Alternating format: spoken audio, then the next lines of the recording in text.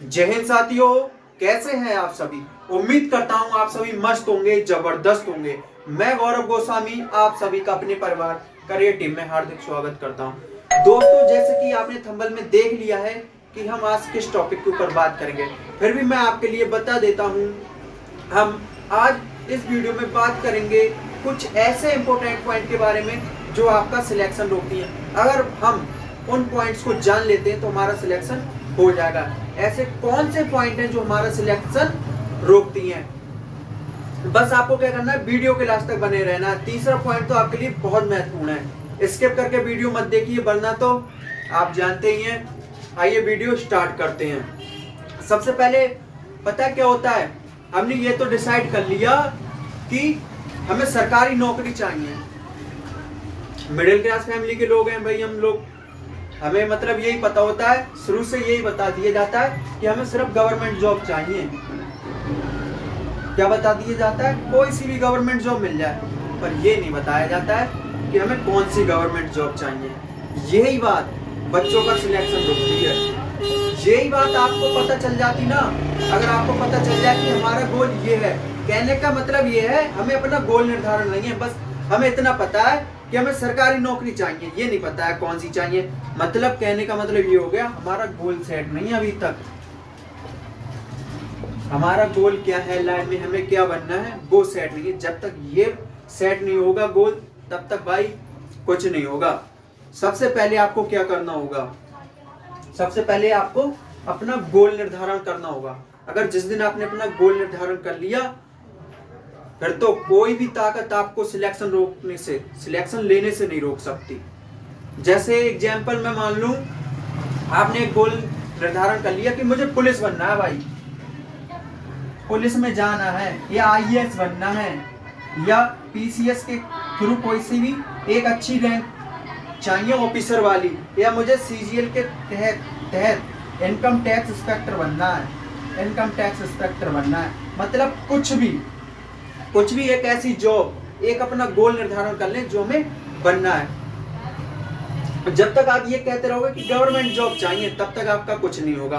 अगर जिस दिन आपने निर्धारण कर लिया हमें एक पद चाहिए, अगर हम पुलिस बन जाएं या आईएएस बन जाएं या पीसीएस या इनकम टैक्स इंस्पेक्टर, कुछ भी एक अपना गोल निर्धारण कर लो जो हमें लाइफ में करना है। मतलब आप अपनी तैयारी करते रहिए। मतलब मान लीजिए आपने निर्धारण किया कि मुझे भाई पुलिस बनना है, ठीक है। अब आपने पुलिस चुन ली, मान लेता हूं कोई एक बच्चा है जिसने पुलिस चुन लिया। अब वो कैसे करेगा, उससे सबसे पहले क्या करना है, अपना गोल निर्धारण कर लिया पुलिस, ठीक है। अब क्या करना है, कुछ नहीं करना है। इसके बीच में कितनी भी वैकेंसी आए उसे कोई मतलब नहीं होना चाहिए। रेलवे की आई, आने दो भाई, कोई मतलब नहीं है। एमटीएस की आ गई, कोई मतलब नहीं है। सीजीएल आ गया, कोई मतलब नहीं है। बस हमें किस में जाना है, पुलिस।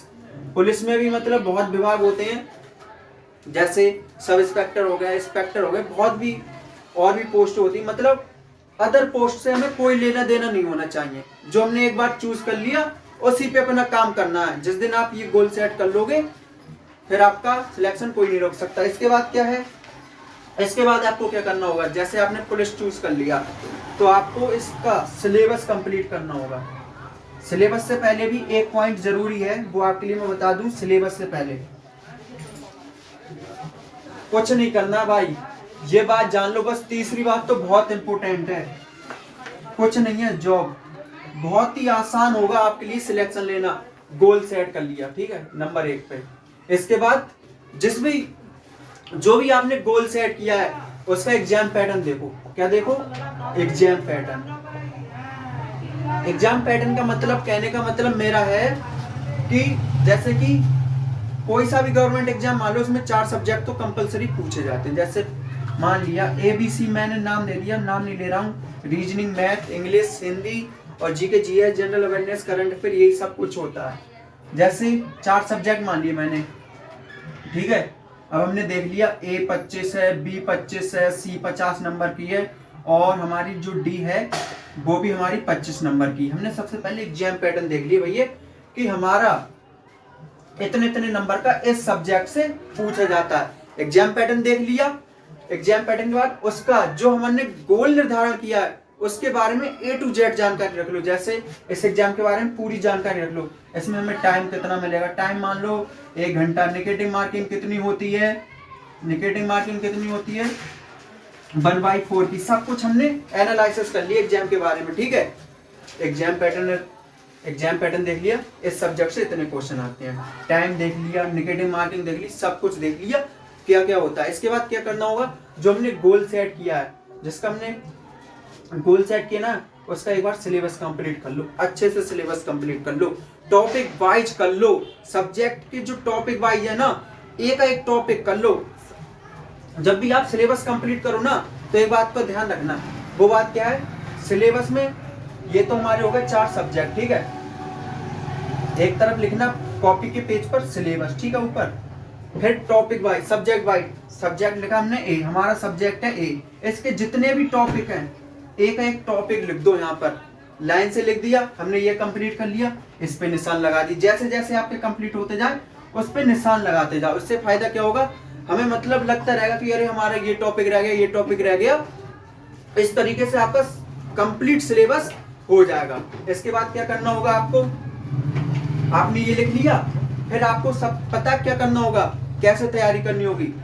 जिस भी सब्जेक्ट से अधिक प्रश्न आ रहे हैं उसे आप सबसे पहले कीजिए। कहने का मतलब ए से 25 क्वेश्चन आ रहा है, बी से भी 25 क्वेश्चन आ रहे हैं, सी से 50 आ रहा है, डी से 25 आ रहा है। कौन से सब्जेक्ट में सबसे अधिक मार्क्स का पूछा जा रहा है, सी में। किसमें पूछा जा रहा है, सी में। तो सबसे पहले हम इससे निपटाएंगे। किससे निपटाएंगे, इससे पहले इसे निपटाएंगे, फिर इन सभी को निपटाएंगे। फिर हमारा इंटरेस्ट के हिसाब से है निपटाना, तो हमें सब कुछ कंप्लीट करना ही होगा, चाहे हमारा इसमें मन है या नहीं है, क्योंकि हमें गवर्नमेंट जॉब चाहिए किसी भी हालत में। सिलेबस कंप्लीट हो गया, अच्छे से कर लिया, गोल सेट कर लिया, एग्जाम पैटर्न देख लिया, सिलेबस कर लिया, पूरा एनालिसिस कर लिया इस हमने अपने गोल के बारे में, ठीक है। अब भाई ये क्या करना होगा, अब हमें करनी होगी प्रैक्टिस सेट लगाने होंगे। प्रीवियस ईयर होते हैं ना, प्रैक्टिस सेट लगाने होंगे हमें। प्रैक्टिस सेट, जितने प्रैक्टिस सेट कह लो या मॉक टेस्ट बोल दो, बात एक ही, ठीक है। प्रीवियस ईयर जितने भी पेपर हैं, प्रैक्टिस सेट है, मॉक टेस्ट है, ये लगाना स्टार्ट कर दो। ये सब 3 बिंदुओं के बाद जब ये लगाओगे ना, आपको प्रैक्टिस सेट या प्रीवियस ईयर मॉक टेस्ट कैसे लगाने हैं, जो भी आपके एग्जाम में टाइम दिया गया है, मान लो टाइम आपके लिए 1 घंटा दिया गया है, तो आपके लिए 1 घंटे के अंदर अपना पेपर कंप्लीट करना होगा या उसे वो सॉल्व करना होगा, ठीक है। कैसे करना होगा, प्रैक्टिस सेट करने से पता है, प्रैक्टिस सेट लगाने से क्या फायदा होगा, हमारी एक आदत बन जाएगी, हमें एग्जाम में बिल्कुल झिझकन सी पैदा नहीं होगी, कुछ भी नहीं लगेगा। और आप जब भी पेपर देने जाओ ना, तो ये सोच लो उस जगह पे, ये मत सोचना कि अरे भाई क्या होगा, कि मुझे ये नहीं है वो नहीं है, कुछ भी नहीं। ऐसे देखना कि हमारा ये घर है, हम बैठे हुए हैं, हमें पेपर में जो हमसे पूछेगा वो सब आता है, टेंशन खत्म। ये नहीं देखना है कि हमारे बराबर में कौन बैठा है, कि हमारा टीचर कौन है, कुछ बातों पर ध्यान नहीं देना है। बस उस टाइम हमारा ध्यान किस पर होना चाहिए, हमारे पेपर पे होना चाहिए।